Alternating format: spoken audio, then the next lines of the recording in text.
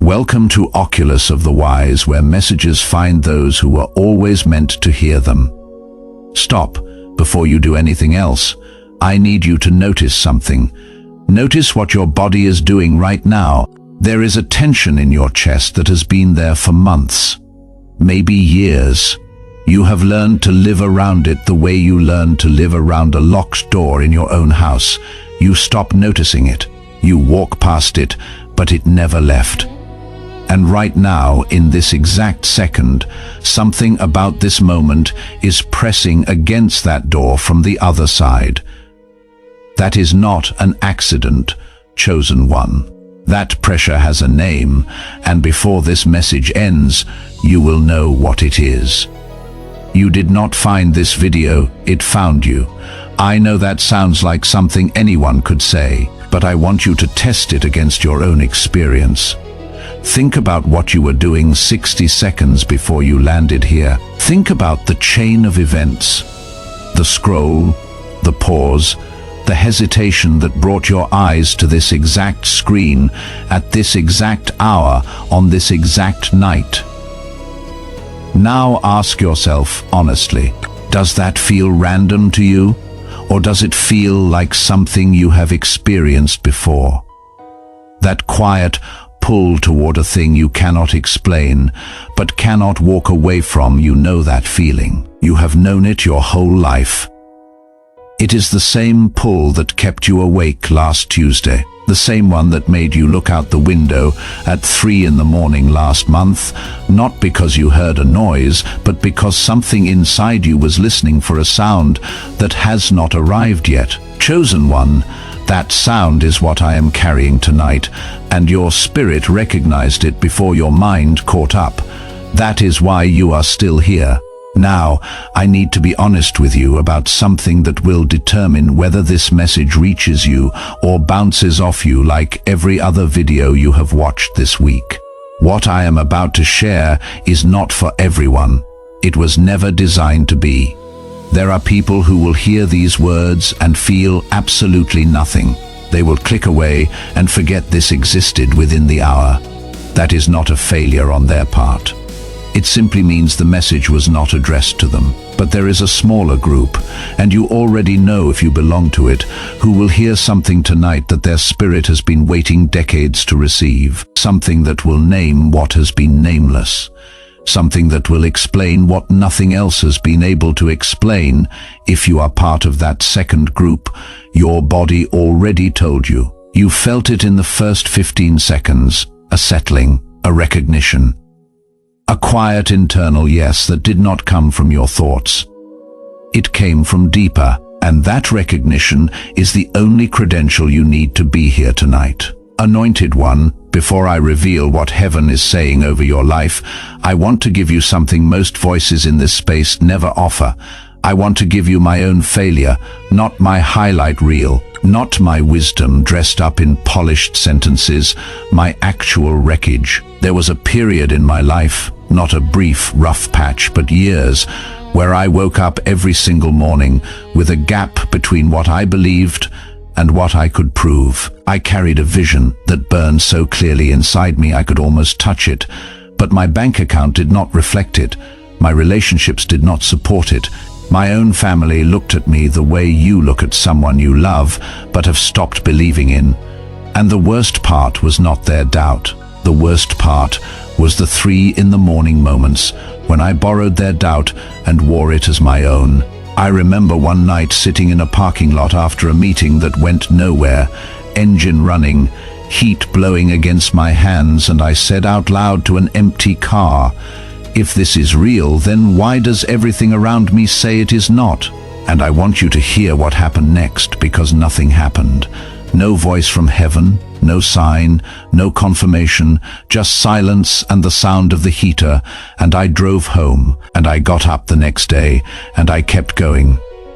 Not because I had proof, because something in me would not grant me permission to stop. Chosen one, if you know that exact feeling, if your body just responded to what I described because you have lived your own version of that parking lot, then what follows in this message was written specifically for the place you are standing right now. Here is the first sign that heaven has set you apart for wealth that will reshape your bloodline.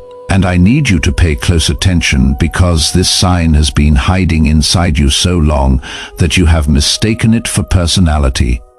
You think about money differently than anyone in your family. Not differently as in you want more of it. Everyone wants more differently, as in you see it as something other than what you were taught. You grew up in a household where money carried emotional weight. Phrases like "we cannot afford" that were not just financial statements. They were boundaries, they were warnings, they were the family creed passed down like an heirloom. No one wanted, but everyone accepted. Rich people are different from us. Do not get too big for your britches.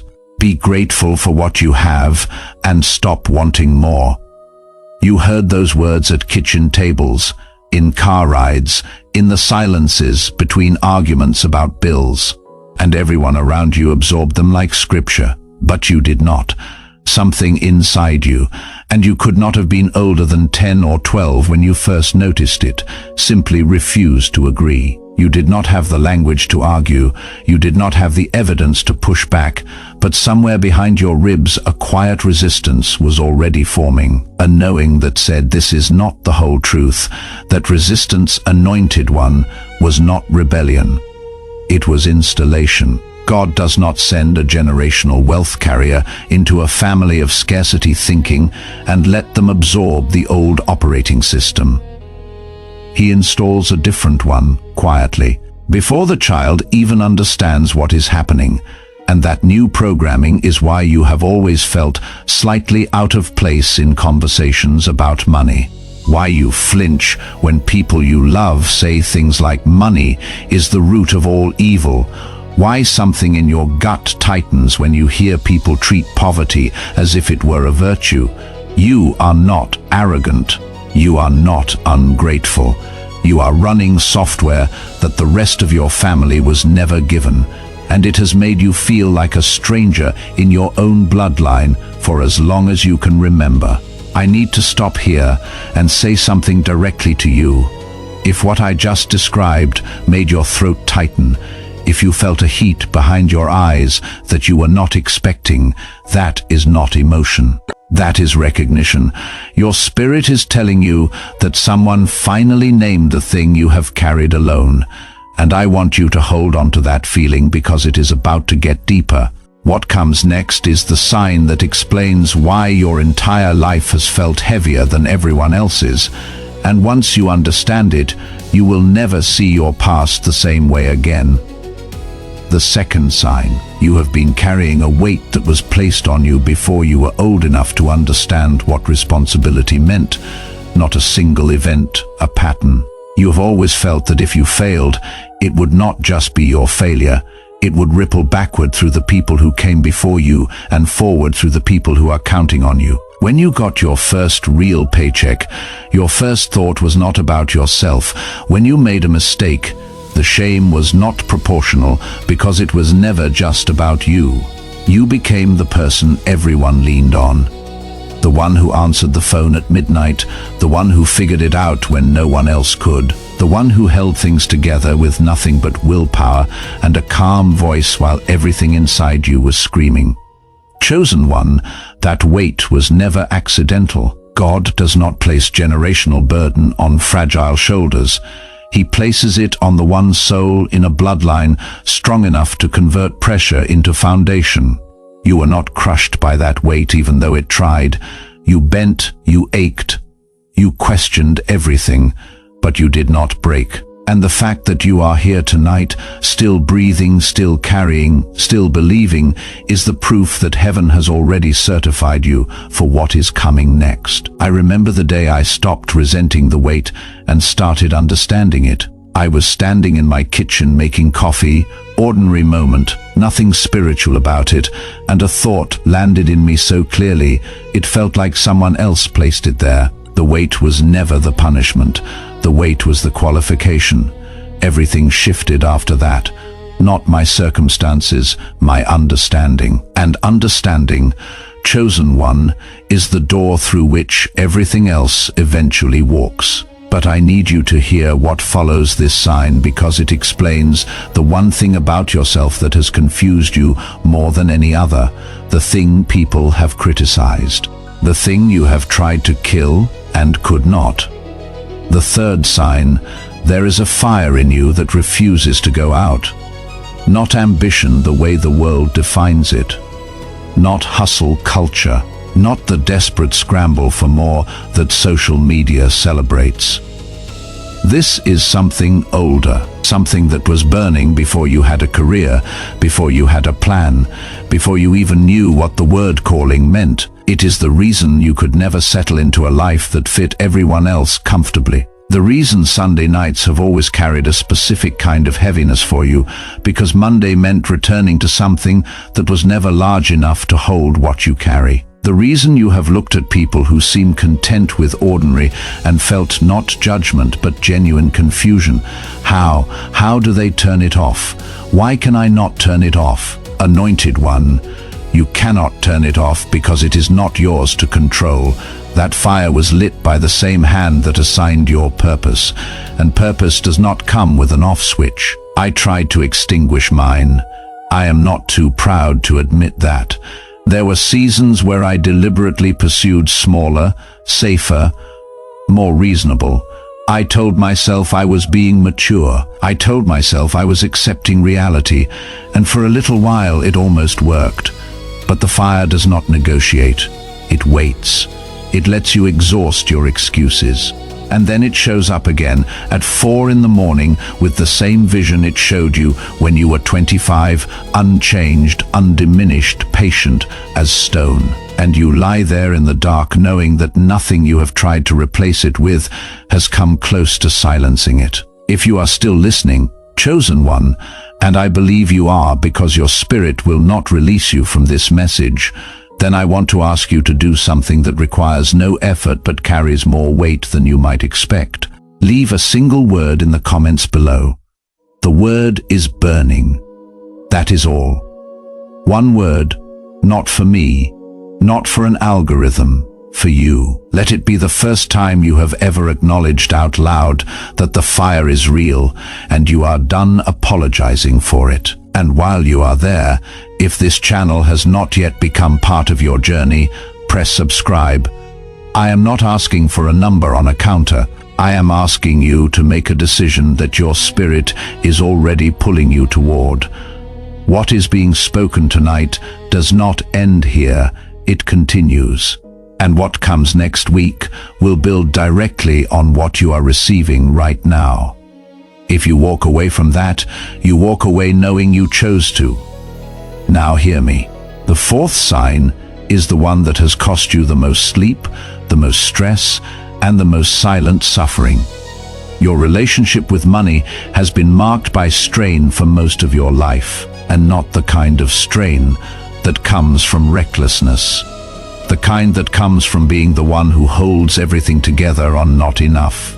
You know what it feels like to sit across from a bill you cannot pay and keep your face composed because someone in the next room trusts you to have it handled. You know the weight of mental math that never stops running. You know the specific loneliness of financial pressure that you carry without telling a single soul, because admitting it would feel like failing the people who depend on you. That strain, chosen one, was never a sign that you were doing something wrong. It was evidence that you were being prepared for something too large for untested hands. God does not entrust generational wealth to someone who has never learned the cost of $1 through their own skin. He lets you feel the weight of scarcity first. He lets it teach you respect, patience, discernment, and the ability to make wise decisions under pressure. Every sleepless night was a class. Every stretched paycheck was a final exam, and you passed. Chosen one, you passed because you are still here, and you are not bitter. That alone separates you from millions of people who went through similar pressure and came out hardened, cynical, or broken. You came out refined, and heaven noticed. I remember a season where I had to choose between two necessities and pretend it was a preference. I remember the particular shame of being asked to dinner by someone I respected and calculating whether I could afford to say yes. I remember the discipline it took to smile through that season, as if nothing was wrong. And I remember the day years later when I understood that those exact moments had been building in me the stewardship muscles that my future would require. Chosen one, your struggle was never wasted, not $1 stretched, not one prayer whispered over a budget that did not balance. All of it was recorded, all of it was preparation, and the account that heaven has been building in your name is about to mature. But before I tell you what is coming, there is a fifth sign you need to understand, because without it, you will not recognize the provision when it arrives. You attract open doors that others cannot see, not because you are luckier, because your perception has been trained by decades of navigating with limited resources. You learn to see opportunity in places others see nothing. You learn to hear the whisper of a divine nudge in situations others dismiss as ordinary. A conversation that seemed casual becomes the hinge point of your next season. A name that comes to mind at an unusual hour turns out to be a connection that rearranges everything. An idea lands fully formed while you are driving or showering or lying awake at night, and you know in your body that it did not originate from you. Anointed one, this is not coincidence, and it is not intuition in the way the world uses that word. This is prophetic sight. It has been developing in you through every season of difficulty. Every time you had to find a way when there was no way, your spiritual vision sharpened. Every time you trusted a nudge that logic could not justify, your discernment deepened. You have been building a navigation system that operates beyond the five senses. And in the season that is opening, that system will be the difference between catching what heaven is releasing and watching it pass over you unrecognized. Do not dismiss the quiet thoughts. Do not ignore the names and ideas that keep returning. They are not random noise, they are coordinates. The sixth sign is the one that has left the deepest scar. Your path has separated you from people you love, not because you chose distance, because growth demanded it. You did not outgrow them in value, you outgrew them in vision, and the loneliness that followed was unlike any other kind of loneliness, because it was not caused by rejection, it was caused by expansion. The very thing that should have felt like progress felt like loss. Family members stopped understanding your decisions. Friends who once supported you began to look at you with something between confusion and quiet resentment. You became the odd one. The one with the ideas that did not make sense to anyone at the table, the one who made people uncomfortable simply by refusing to stay where they expected you to stay. I carry scars from this sign, and I will not pretend otherwise. I remember a conversation with someone I had known my entire life where I realized mid-sentence that they could no longer follow where I was going, not intellectually, spiritually. The road I was walking had taken me to a place their map did not include. And the grief of that realization, standing in front of someone you love and knowing the distance between you is no longer closable by effort alone. That grief does not heal easily, but it does teach. It taught me that God does not rewrite a family's financial destiny through consensus. He does it through one willing soul who agrees to walk a path that no one in the bloodline has ever walked. That soul pays a price in loneliness that no one else will ever fully understand. But that same soul becomes the bridge that allows everyone who comes after them to cross into something new. Chosen one, you are that bridge. The isolation was the cost of construction, and the construction is almost complete. The seventh sign gathers all the others into a single, undeniable truth. Your inner world has always been larger than any room your outer life has placed you in. You have carried visions your environment could not contain. You have dreamed beyond the borders of everything you were shown growing up. Not because of ego, because of engineering. You were built to see further, and those dreams, the ones that survived every disappointment, every financial collapse, every rejection, every season where reality screamed that you were foolish for still believing. Those dreams are not fantasies. They are the blueprints of what heaven intends to build through your hands. They survived because they were never powered by your willpower. They were powered by divine assignment. And assignment does not expire because circumstances get difficult. Chosen one, you have now heard 7 signs, and I want you to feel the weight of what that means. Not 1 or 2 matched your experience. Nearly all of them did. That is not because these words were written loosely enough to apply to anyone. It is because they were written precisely enough to find you. You have carried these truths inside you without language, without validation, without a single person who could look at your life and say, yes, I see it too. Tonight that changed. What was unnamed has been named. What was invisible has been spoken into the open. And the fact that your spirit has held you here through every word, that you did not scroll away, did not dismiss this, did not allow the skeptic in your mind to override the knowing in your chest, that is the final confirmation. You belong to this message. And this message belongs to your next chapter. Now hear what heaven is releasing. The season ahead of you is not a continuation of what came before. It is a rupture, a breaking point where decades of underground preparation suddenly surface into visible manifestation. Wealth that was held back because you were not yet ready is now being released because you are. Doors that were sealed because the timing was not yet right are now opening because the moment has arrived. People who carry resources, ideas, and opportunities meant specifically for your assignment are being moved into your orbit right now. Not by accident, by appointment. You will not have to chase what is coming. You will have to be steady enough to receive it, and everything you endured, every sign you carried in silence, was building exactly that steadiness. Stay faithful here, anointed one. Not in the way the world means faithful, which is gritting your teeth and holding on. Faithful in the way heaven means it, continuing to walk in alignment even when the evidence has not yet caught up to the promise. Gratitude keeps you anchored, discipline keeps you sharp, and humility ensures that what God is about to place in your hands does not become the thing that destroys you. You were trained for this. Every stretched dollar proved it. Every lonely night confirmed it. Every fire that refused to die declared it. If this message has reached the part of you that nothing else has been able to touch, I am going to ask you for 3 things, and I want you to feel the weight of each one first. Leave the word appointed in the comments below, not as a casual interaction, as a covenant marker. A line drawn in the sand of your own timeline that says, on this night I acknowledged what heaven has been trying to tell me. Second, press the like button.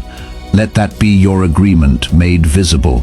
Let it be the digital equivalent of standing up in a room and saying, yes, I receive this. Third, send this message to one person, just one, the person who came to mind while you were listening, the one whose face appeared behind your eyes at some point in the last few minutes. You know who they are, and the fact that you thought of them is not random. It is assignment. Their breakthrough may be waiting on the other side of your willingness to share what you received tonight. And chosen one, if you have not yet subscribed to Oculus of the Wise, I need you to understand what you are deciding. This message tonight is not a standalone event.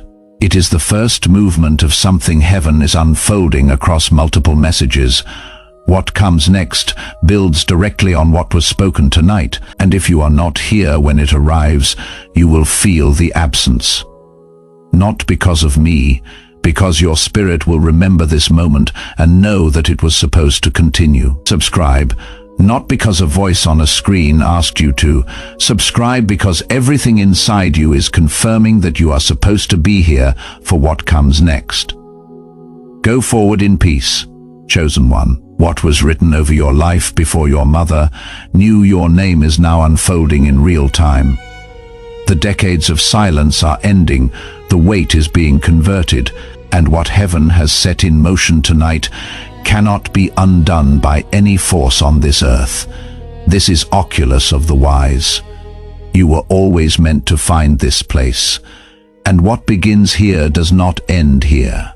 The next message will reveal what the 7 signs have been building toward, something I have not spoken publicly until now, and when you hear it, everything will finally make sense.